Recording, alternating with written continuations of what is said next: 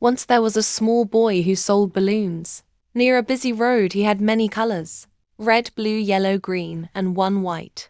Balloon people always bought the bright ones, but no one picked the white balloon. The boy felt sad, but he never complained. One day an old man came and asked why the white balloon was still there. The boy smiled and said, "People think it is weak because it has no color." The old man gently held the string and released the balloon. It rose high in the sky just like the others. Then the old man said, "It is not the color that makes it fly, it is what is inside the balloon." The boy understood something very deep that day. He realized people are the same. Some shine loud, some stay quiet, but everyone has something strong inside even when the world does not notice them. Days passed, and the boy started telling this story to others. Slowly people began buying the white balloon too because it reminded them of themselves. This small lesson spread happiness and hope. The boy learned that being different does not mean being less.